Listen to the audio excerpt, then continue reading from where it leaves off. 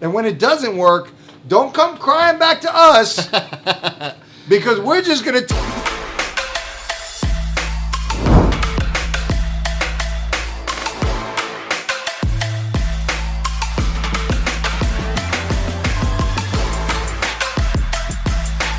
What's going on, guys? Welcome to the Barcast. We are here at the horse you rode out on as opposed to the horse you came in on the other side of this bar. We're in Fells Point, Maryland. It's in a little tiny area of Baltimore City, if you're not familiar with it. We have Christian here. Go find him at Cashier on Instagram. I'm Own the Chaos on Instagram. And if you haven't followed me on this channel before, my name is Brad, obviously.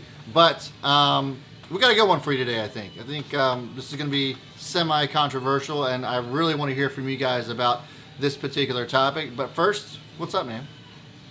I don't think it's controversial. I think it's a little bit. I think it's cut and dry. I don't know, because I think there's businesses where it works and businesses where it doesn't. So you'll find out in just a second. But nothing, man. Nothing's going on. A whole lot of the same. I feel like it's been a while since I've seen you. Normally we have like a week on, week off pattern, and it's been a few more weeks. And I can tell in your intro. Yeah, I'm like, I get out of practice a little bit. So, but, no, things are going well. Feel like I'm ending the year strong. I feel good. I mean, it's crazy that we're at the end of the year already. I know. Crazy. And that you've been with us for a year too, with We Trade HQ. Yes. It's flown by. It feels just like yesterday. We were hanging out in DC. Yep. That's crazy. So, no idea. Today's topic is going to be on relationships. And not just, we've always talked about, building your business on relationships, but in this case, we're kind of discourage that, and what I mean by that, what Christian and I mean by that is like involving your personal relationships in your business. Should you allow your girlfriend, your wife, your husband, your boyfriend, whatever, family member into your business, and how can that impact it? And we just have had an example of that with the CEO of McDonald's getting fired for having a personal relationship in their business. So I think it's going to be a good topic for today. But first, before we get into that, we're going to talk about the People's Toast. So, well, we're going to get toast competition. We're going to get to the People's Toast. Yes, the toast People's competition. Coast. Yes. And we're bringing it back again to the man in black, Jack Daniels. This is our personal bottle. So here at the horse you came in on, you have the ability to be a part of the old number 7 club, which we are. We have bottle 1A.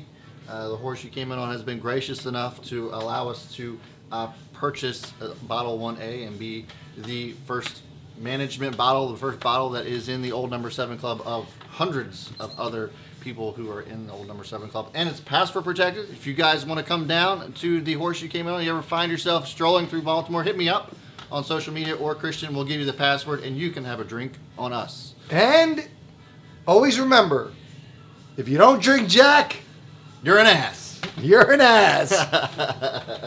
So if you don't want none, we don't want none of you. That's right. I mean, not a drink. So, I would like you to start today because I'm ending strong. You kicked off last time. So, my toast for today is: it is better to be a known drunkard than an anonymous alcoholic. All right. Fair enough. My toast for today is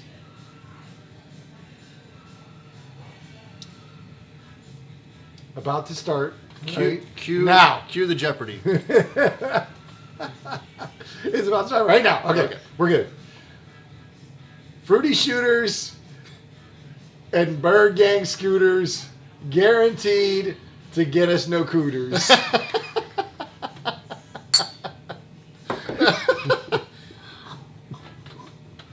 That was a good one. I'll give you that one. So, if you think you can do better than that, we encourage you to go and give us your own toast on your favorite social media platform. Make sure you hashtag it People's Toast, and it just might show up on this Barcast. And we're going to get to this week's People's Toast right now. Cheers to the 3 rings of marriage: the engagement ring, the wedding ring, and the suffering. So let us know what you thought about that. If you like today's People's Toast, let us know in the comments below. If Christian's was better, mine was better, or this week's submission through the People's Toast, let us know and submit your own. We'd love to hear from you. Do we? Are we doing a poll? Are we still doing polls? We are, but I've been slacking big time on it. So because I think I just want all the subscribers to know that mine are original, and so as you decide who, this week was easy, but moving forward, as you decide whose toast was better, I think it's fair to really factor in the idea that I'm being original. I'm coming with my own unique content, and unlike some people, not naming any names, you know, the harder you have they're to Googling. sell yourself, the worse you make. I'm just telling facts. Yeah. I just want people to have all the information to make an educated and informed decision. Is that so much? I got my money on the people. You let me know. Well, sure. I'm sure, because that's usually original content. Not always. But you're a little Googling. Does it make it better if I add a goat to it? Because I still think the goat submission was the best one. I still think it was the best one. We had somebody submit a toast with a goat in his hand and a bottle of Jaeger in the other. It was fantastic. Well, the other thing that's really important to mention is a lot of times, not only am I bringing original content, but I'm also providing life lessons. Remember the best man speech? So you can go and actually learn something and have a takeaway. It's not just some fluffy Google search toast. Not naming any names. Anyways, speaking of naming names. Is it anyways? It's not really a good... Or is it anyway? I think it depends on what part of the country you're from. Oh. You know, like pop. Like use, like Pennsylvania Dutch. Yeah. Or if you're in Dundalk, I think Dundalk they say use. Or like use kids. Or like sneakers. Yeah. Well, or like Horn. McDonald's or Burger King. McDonald's or Burger King. Right. Speaking of McDonald's, we recently found out that the CEO of McDonald's got fired for having a personal relationship with an employee, and which begs the question: should you be in personal relationships in your business? That's pretty easy. Absolutely. Is it easy though? It's a very straightforward, simple. Okay, so answer. what's your argument? Absolutely not. There is no doubt in my mind. So I agree with you, but I think the devil's advocate would be, the mom and pop shops. The reason they're called mom and pop is because mom and pop started the business. They're in the business together. So, I want to hear your take on it, though. I want to hear your side of the story. Why do you not think that it is wise to involve a personal relationship in your business? So can it work? Yes. Does it work? Generally not. Yes. I think so. Partnerships are hard enough. Business partnerships are hard enough as is. Right? Relationships on their own, romantic relationships, are hard enough as is. Now you're bringing them together, and you're just like asking for a cataclysmic event. And I've seen it time and time again. Rarely does it happen. Here's when I see it, before we get into why it happens, here's where I do see it working, is if you do have a mom and pop where the relationship has been established. It's basically, I don't want to say it's on cruise control, but the people know each other so well. Yeah. They're married, they've been married for a long time, and this is an opportunity for them to experience something different. But like in their relationship, they're set. Right.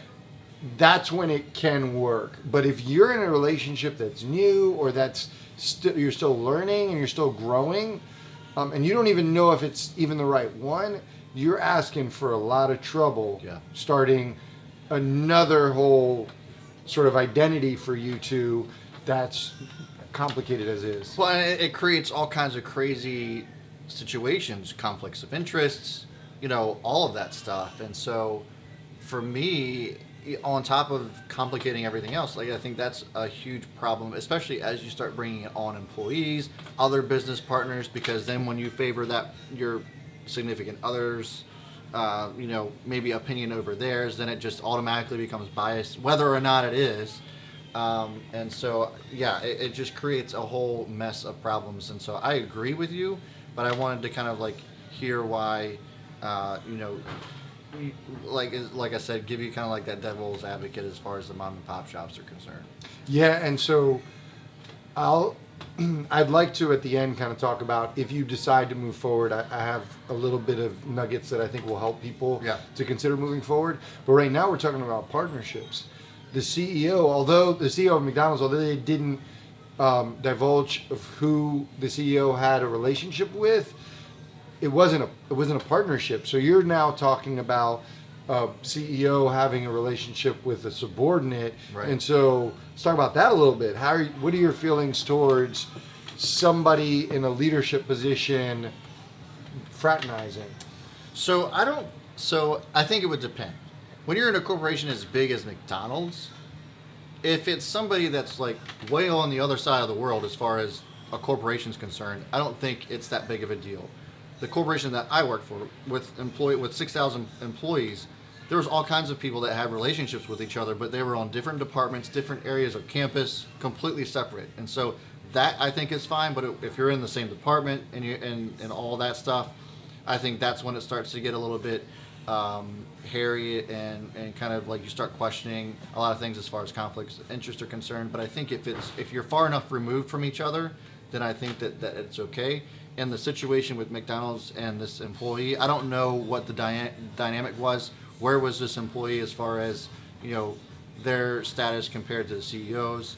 But the reality is, with the CEO being at the top, that person reports to the CEO in one way or the other. Yeah, one way or the other. So then that becomes a problem because you can't separate that person. So anything that happens to that person, good or bad, you end up wondering, well, does that have to do with the relationship with the CEO? So I think it's because it's the CEO makes it a little bit more complicated. Right.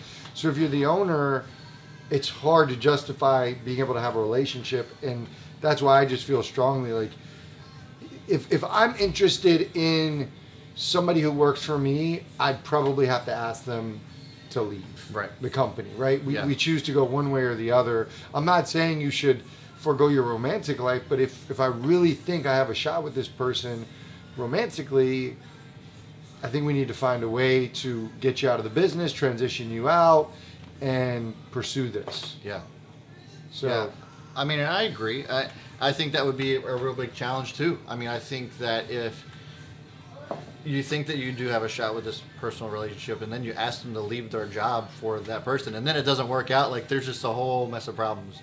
I think the best situation, and I think there's this whole romanticizing part of it where it's like, well, what if this person's the one? And it's like, I just let that one go. And your mind starts doing all kinds of crazy stuff about it. But at the end of the day, I think business has to stay in business. Personal relationships have to stay in personal relationships. And it's hard. I'm not saying that it would be easy to do, but I think for the sake of the business, that's just how it has to be done.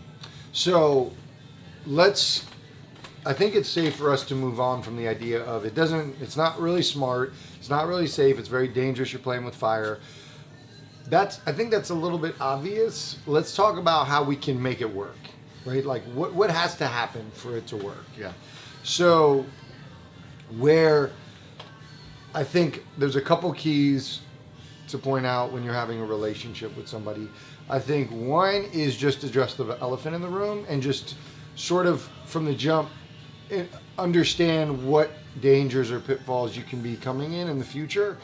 And so that's the first thing, is acknowledgement that this is very dangerous and sort of have a contingency plan on how you communicate and how you handle things. Another thing that I think is really important is to create a clear line, whatever it is, right? We don't talk business at home, we don't talk personal at work, and just create clear boundaries. What you mentioned was a good point, which is okay, if somebody works in a different department, maybe you have to, try to get a promotion in a different department, right? Where there's no, what's the word, there's no, I'm going to use collusion, but there's no colluding going on. There's a different word for it, but basically, there's no overlap in that. Right. But I think there needs to be that agreement that hey, we're not bringing business in the household. I think that's really important. Yeah, and I think that's really important too. I mean, some people would argue that just leave work at work and don't bring it home. I've run into a lot of couples that are we don't talk at work at home, period. We just leave it out because all it does is just create unnecessary stress and whatever. And I think that, again, when you're bringing it in to a relationship, it just complicates a lot more things than it really needs to. And whether you're in a relationship or not, whether the person you're in a relationship works with you in the same company or not, I think it's safe not to bring business home. Yeah. Like I believe if you can have somebody to talk to that's in your field that you can bounce ideas off of, or get a counselor. I'm a huge proponent of getting a therapist and talking through these things with. It's not to say you can't tell your significant other like, hey, I've just had a tough time at work or all this other stuff, but I don't think your significant other should be the one you basically work through every business situation or vent to with everything. I agree. I think that it puts a strain on them, but also it brings your work home, and that increases the stress on you more consistently. I think what drives me crazy the most is that when I talk about it with loved ones, like my business with loved ones or significant others, it's like they try to act like they understand, and it's like you don't get it. Like, and that's not what I was trying to get you to do. I wasn't trying to get you to understand. I just wanted you to be, kind of like a soundboard or whatever. But it's tough to have this conversation sometimes, and it's like I don't need your unsolicited advice. Just listen to me and let me move on. But yeah, I don't think there's anything wrong. I always promote couch time too. If you need somebody to talk to, go. I mean, and it doesn't matter what you're going through. Right now we're talking about business, but like somebody who has an unbiased opinion, I think, is really kind of what you need to seek out. Yeah, and we mentioned it way back. We talked about having a few trusted people because everybody wants to give advice. And if you are starting to talk to loved ones about ideas or issues you're having, a lot of times they think that's sort of the green light to start giving you advice. And it oftentimes complicates things, makes things more convoluted, and could end up stressing you out even more. And so that's why I'm always trying to just limit the circle of advisors, and know that like they have all the information to make give proper advice and give decision. And then if I'm just venting, there's a space for venting with a counselor or somebody who I know. My aunt actually has experience in counseling, so I can use her in that way as well. Yeah. So everything kind of has its place in my world. That's the way I like to set it up. Yeah, I agree, and I just think that I don't know. I thought that maybe there was more that we could dive into, but it really comes down to just like a clear cut and dry, I don't know, line of advice, I guess, is just don't do it. Like, just save yourself a lot of the headache and just don't, And if you do, just be prepared. Yeah. Prepare yourself for a lot of extra work that you might not have done had to deal with. And when it doesn't work, don't come crying back to us because we're just going to tell you we told you so. You didn't listen, but you keep doing it. You think your love is a special love? You think you got it all figured out? Well, I got news. You ain't no different. It ain't going to work. Nope. Ain't going to happen. Hold me back. This fires me up. I don't know, and I think it's great. So we really want to hear from you guys, and this is going to be a little bit shorter of a podcast or barcast, if you will, but we really don't want to hear unless what you're going to say is that we're right, because there's only one right answer. It's dumb. It's stupid. Listen, stop. Don't do it. Don't do it. I would like to hear though from people that said that from people at work. So if you're a business owner and your loved one is involved with your business and it worked and you guys are just fine and that it's but those people don't exist. They don't exist. But I do want to hear from you. So leave some comments down below. Let me know what you think. Do you agree? Do you think that personal relationships don't belong in your business, or do you think that in certain situations that they work out? We want to hear from you Christians still saying no. But let us know what you think in the comments below, and make sure that you're also sending us the People's Toast. We really want to hear from you as far as that's concerned as well. And that's going to do it for me, guys. So thank you so much for tuning in. Hopefully we earn a thumbs up and a subscription from you. You got anything else? Don't do it. It's stupid. No, it's dangerous. Thanks so much for tuning in, guys. As always, you're an idiot. See y'all before the bell. B. Smith is out. See ya.